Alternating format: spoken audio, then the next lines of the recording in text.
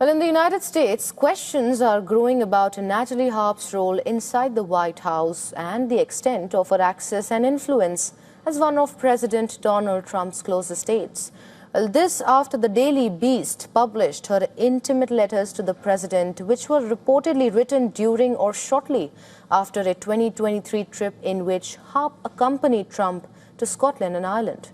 Well, in these letters, Harp expressed her deep personal devotion to Trump, describing herself as unworthy of him and telling the president, "You are all that matters to me." At that time, Harp was 31, while Trump was 76.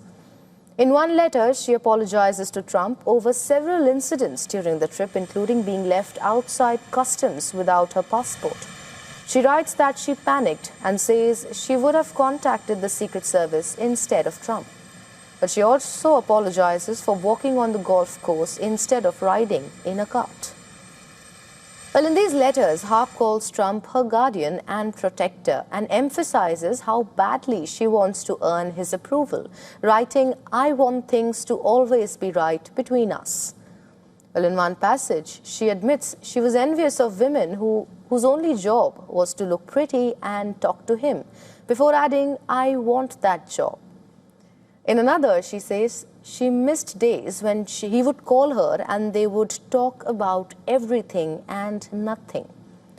Now, these letters were reportedly obtained by author Michael Wolff while he was working on his book about Trump's 2024 campaign. Wolff described the relationship between Trump and Harp as inappropriate for professional setting and said aides believed her influence over Trump was growing despite what he characterized as a lack of experience. Former President Barack Obama advisor David Axelrod called the situation serious because of the potential national security implications. But the White House has disputed the criticism, calling Harp one of Trump's most loyal and hardest working aides and accusing the media of targeting the president and his administration.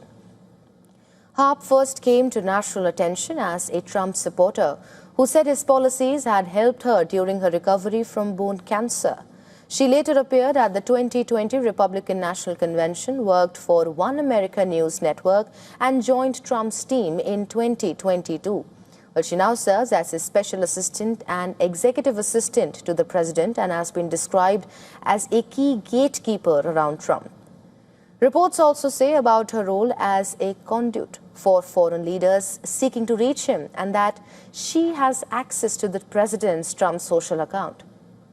Well, those concerns have gained additional attention following a dramatic incident involving Trump's travel in Turkey.